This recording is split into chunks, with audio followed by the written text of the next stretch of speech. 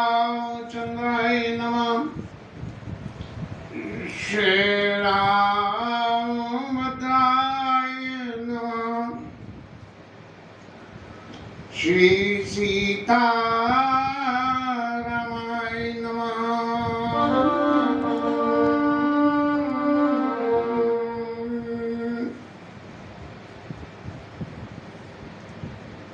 ठाकुर जी कृपा करें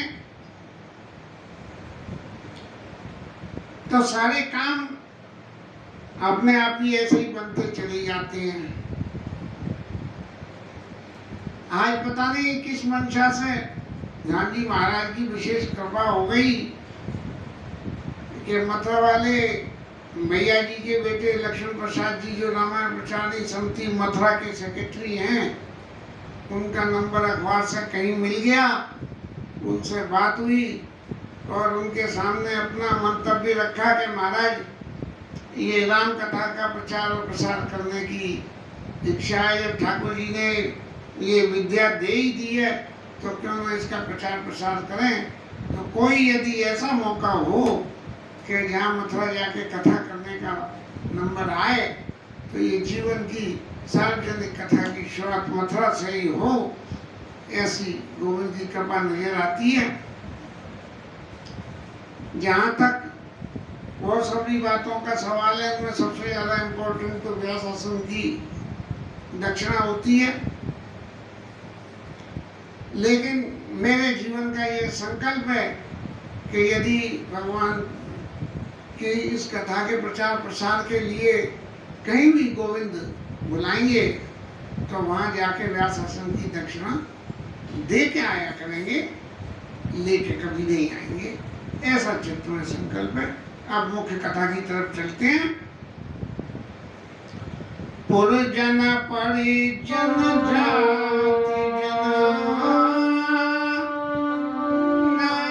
जाति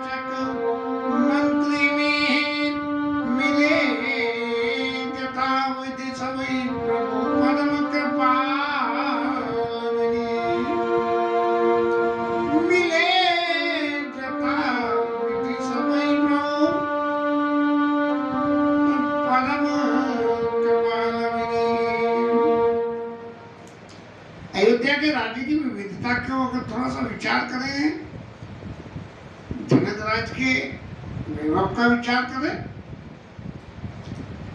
तो एक बात तो समझ में आती है कि हमारे समाज में जाचक हर समय उपलब्ध रहती है। इस जाचक का अर्थ कतई भी पैसे से नहीं है कि जाचक का मतलब भीख मांगने वाला या जिसका स्वार्थ सिर्फ पैसे के साथ जुड़ हो, ऐसा कतई मतलब नहीं है। जाचक क्या याचना चाहता है ये समाज में हर वक्त उपस्थित रहते हैं। और ऐसे ही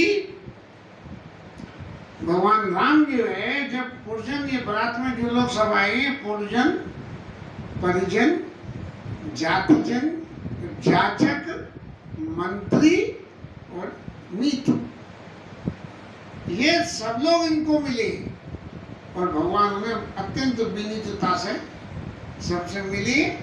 मित्रों के संग मित्र का व्यवहार, बड़ों के संग बड़ा का व्यवहार, पुरजनों के संग पुरजनों का सा व्यवहार। इसी व्यवहार की श्रृंखला में एक चीज और ध्यान में आती है। जब भगवान वन से लौट के आए और अयोध्या में विमान उतरा, सब लोग भगवान से पहले मिलने के लिए आते थे, तो उसी समय भगवान ने क्या लीला रची उसका विचार समझना सही लगता है।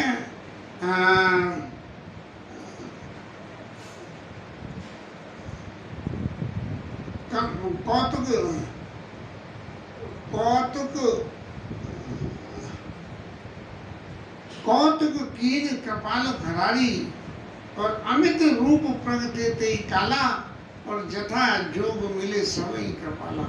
अमित रूप में भगवान प्रकट होकर जिसकी जैसी ख्याति ऐसे ही मिल गए। तब यहाँ जो पुरजन पुरजन जातजन जाचक मंत्री में, ये जाचक कौन थे?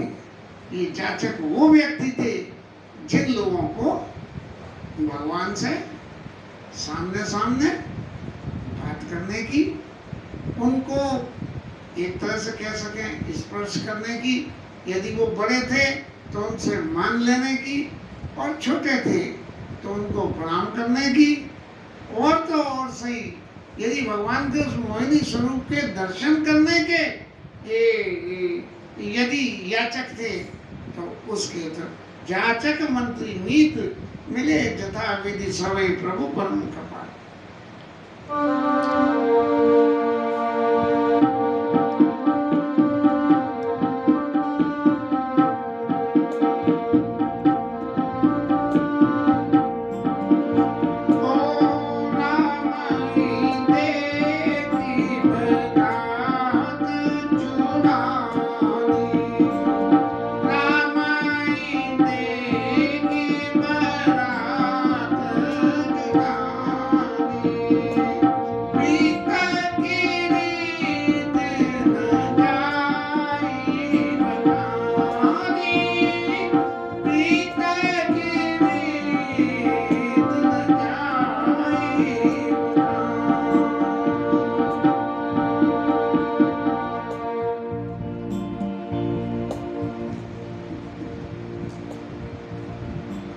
भगवान राम के दर्शन करके जो बारात में सब लोग आए थे, वो जुड़ानी माने ऐसे जैसे कोई चीज सूख रही हो और उसके ऊपर में थोड़ा सा पानी डाल दो तो जो तरोताजी आती है, जैसे थके आए उनको पानी लगा के और जब छींटा मार के करो तो वो जो राम ही देख बारात जुड़ानी और प्रीति की रीत न जाई बखानी। ये प्रीति की रीत है। जिस किसी से भी हम मिलने जाएं और कहीं भी मिलते हो तो हम क्या करें कि ऐसे मिले कि सामने वाले को ऐसा महसूस हो कि ये हमारे अपने हैं। ऐसे न मिले राम राम साहब राम राम चल दिए, नहीं। प्रीत की रीति ये है कि मिले और थोड़ा सा कुशल क्षेम पूछे। नभ समीप सोई सुतचारी जन धन धर्मादिक तनुदारी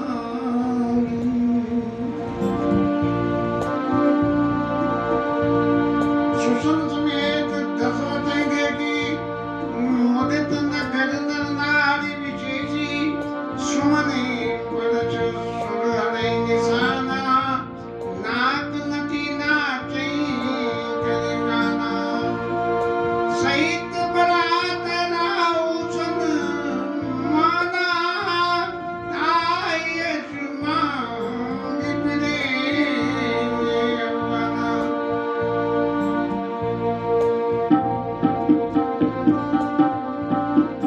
ओ प्रथम बरात लगन ते आई प्रथम बरात लगन ते आई ते प्रथम बरात लगन ते आई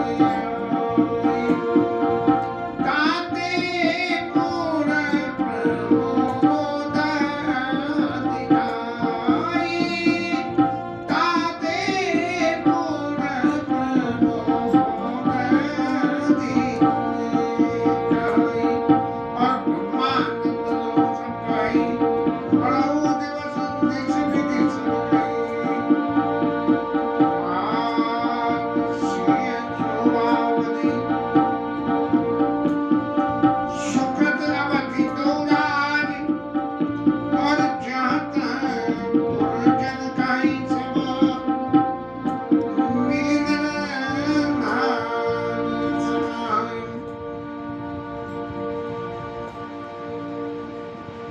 भगवान जो बारात को लेने आए हैं कल की कथा में कुछ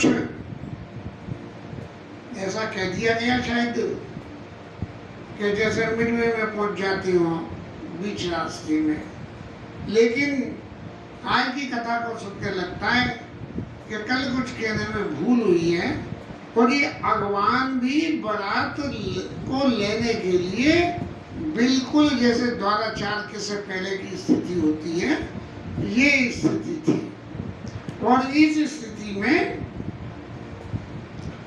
जो राजा दशरथ की सब लोगों के मन में ये हो रही थी, क्यों कि विवाह प्रसंग में यदि हम देखें तो होता क्या है, सबसे पहले लगन आती है और लगन में घर परिवार के सब लोगों को निमंत्रण होता है कि महाराज आप भी पधारना, आप भी पधारना, आप भी पधारना, पूरे कमरे के नाम लिखे जाते हैं। लेकिन यहाँ तो लगन तो बनी नहीं और पहले ही बारात आ गई। जब बारात पहले आ गई तो ताते पुर प्रमोद दिखाई, जनकपुर में बड़ी खुशी हो रही थी। बोले ताते पुर प्रमोद दिखाई, ये प्रमोद काय बात का प्रमोद हो गया था उन लोगों के लिए। उनका प्रमोद ये हो गया था कि लगन की तिथि जब निकलेगी तब लगन जाएगी और लगन जाएगी तब विवाह होगा और जब विवाह होगा तब हम उस सुख का दर्शन करेंगे और तब तक ये राजा दशरथ के संग जो उनके चारों पुत्र शोभायमान हो रहे हैं हम उन सब का दर्शन करते रहेंगे। ताते पूरा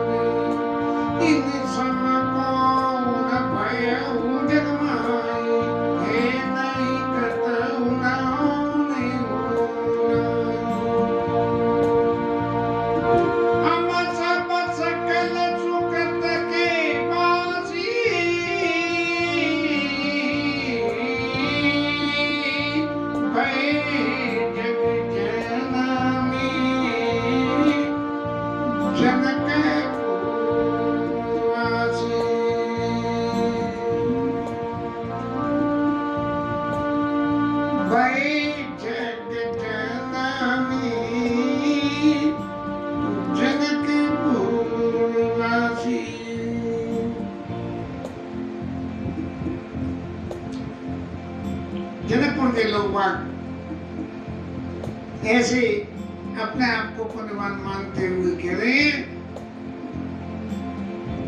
राजा जनक के सुकृतों की मूर्ति हमारी जान की है और दशरथ जी के सुकृतों की मूर्ति हमारे राम जी है। इनके बराबर किसी ने शंकर जी की साधना नहीं करी और इनके बराबर शंकर जी से मिले हुए फल किसी ने नहीं खाए। कैसे कि इनके समान न तो कोई हुआ और न है और न होगा। और इन सभी बातों को तो छोड़ दीजिए, हम तो सब एक ही बात जानते हैं, हम सब लोग ऐसे पुण्य के भागी हैं कि जो हमने जनकपुर में आके और जन्म लिया है। और जिन लोगों ने देखी जान जिन जानकी राम छवि देखी, जिसने जानकी और राम जी के एक संग में जरा किसी ने अगर दर्शन कभी कर लिए तो को सुकृति हम सरेस विशेषी। हमारे समान कौन सुकृति पुरुष है फिर जिसने इसके इनके ऐसे दर्शन कर लिए। और अब हम अगली बात और कहते हैं कि अब हम भगवान राम के विवाह का दर्शन करेंगे और अपने इन नेत्रों का बड़ी भांत लाभ लेंगे। पुनि देख रघुबीर लेव बलि विधि लोचन लाऊ। बड़ी तरह से अब ये बातें के कौन रही है? गई परस पर पुरुषन क्या कह रहे हैं? कोकिल बयनी ए बियाओ बड़ लाभ सुने। अब स्त्रियों को माताओं को तो श्रृंगार मूर्ति पुरुष के दर्शन हो लौकिक जगत की बात है। श्रृंगार मूर्ति पुरुष के दर्शन हो तो जो चित्त का सुख उनको आता है उस सुख की कल्पना करते हुए एक बड़ी मधुर वाणी में क्या कह रही है कि अरे सखी तू सुन तो सही, इस विवाह को करने में हमारा बड़ा लाभ है। तो दूसरी ने पूछी हुई क्या लाभ है? कि बड़े बाग विधि बात बनाई नया ना दे दो भाई। अरे विधाता ने तो हमारा बड़ा भाग्य जो बात बनाई है कि जी ऐसे सुंदर सलोने हमारे नेत्रों के मेहमान बनेंगे। क्यों और कैसे? तो बार सने अवसर और जनक बुलाओ बसी लेनी आई बंधु दो कोटि काम कमानिया। सीता जी जनक जी को अत्यंत प्यारी है और अपने से के वशीभूत होकर सीता जी को जनक जी महाराज बार बार बुलाएंगे और जब वो बुलाएंगे तब उनको विदा कराने के लिए ये दोनों भाई यहाँ आएंगे। तब हम उनकी कोट करोड़ों कामदेव के समान सुंदर छवि का दर्शन करके हम जो है धन्य हो जाएंगे। और फिर क्या होगा? अब जनकपुर में जब ये आएंगे तो इनकी पौधाई होगी और बड़ी बड़ी खातिरें होंगी और जनक जी महाराज के यहाँ खातिर का कोई अंत नहीं है। तो विविध भांति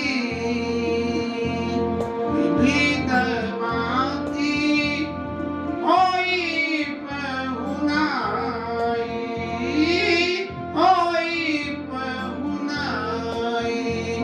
तो प्रिया ने कहा सासू तरह तरह से जो है इनकी खातिरी होगी और जैसी खातिर जनक जी के यहाँ होती है ऐसी तो कहीं मिलेगी नहीं, तो ऐसी खातिर किसे पसंद नहीं होगी। इसलिए हमारे ठाकुर जी महाराज जी बार बार उनके बुलाने पे चले आएंगे। और तब राम लखन नियारे होई आई पुर सब लोग सुखारी। और जब ये आएंगे तब इनको देख देख के सारे पुरवासी लोग सुखी हो जाएंगे। और तभी एक दूसरी सखी, माने माताओं को तो काम ही नहीं है कि कुछ देखो ब्याह शादी होए तो जो अपने रोज का काम करती है वो भी छोड़ देती है। अरे भैया ने क्यों उठा देना, अरे ने हमें एक गिलास पानी पिला दो। भाई रोज तो तुम हमें पानी पिलाती थी, आज ब्याह आ गया घर में तो ऐसे सज गए कि बोले अब हमें भी उन्हें पानी पिलाना पड़ रहा है। तो एक सखी ने ऐसे ही दर्शन करते हुए कहा, सखी जस राम लखन कर जोटा तैसे ही भूपा संग दोटा।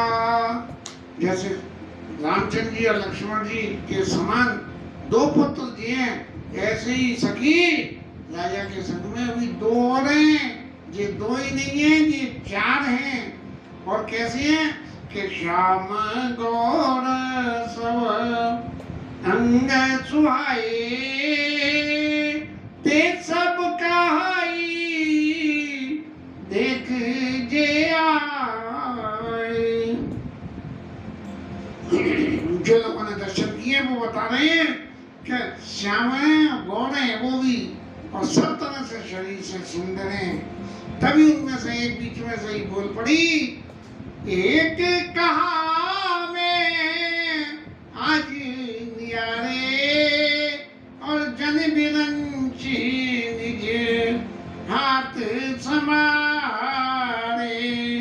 एक ने कहा यारी मैंने तो आज ही दर्शन करे हैं उनके, और उनके ऐसे दर्शन है बिल्कुल जैसे कि विधाता ने उन्हें अपने हाथ से ही सजाया हो। सामान्य नहीं है वो, बिल्कुल कतई सामान्य है।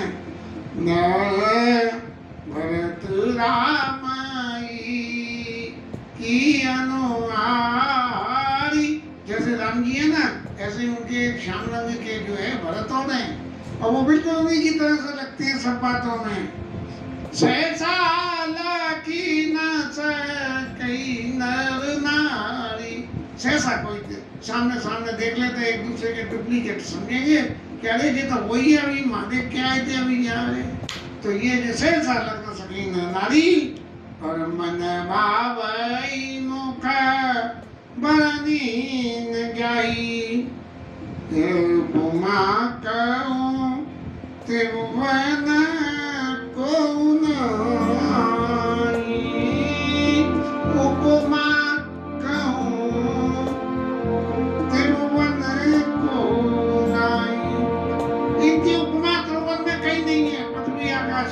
में कहीं भी इनकी उपमा देने लायक कोई जोड़ी ऐसी नहीं है जैसी भरत जी और राम जी की है। और इनको पहचानना बड़ा मुश्किल है कि राम कौन से भरत कौन से है। अब महाराज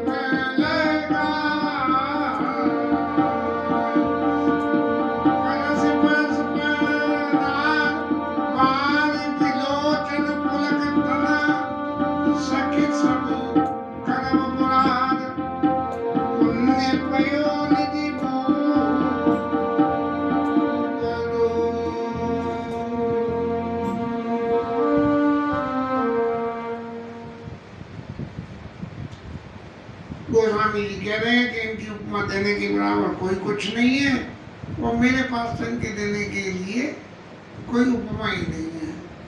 अब तक गोस्वामी जी महाराज कहीं भी उपमा देते थे तो मैं बराबर ये समझ पाता हूँ कि महाराज कहते हैं कंपैरेटिव और सुपरलेटिव डिग्री में जो है उपमा दे देते हैं कि उसके बराबर, उसके बराबर, उसके बराबर, या वो भी उनके आगे हल्का है। लेकिन अब की से ये नई उपमा दे दी और क्या कहा, कदम कभी कोविद कहे, कवियों के बूते की है ही नहीं इनकी उपमा देना, बिल्कुल बियॉन्ड कंट्रोल हो गई गोस्वामी जी और कवियों के बूते की बात। क्योंकि इनका बल, इनका विनय, इनकी विद्या, इनकी शील और इनकी शोभा। बल विनय विद्या शील है शोभा, सिंधु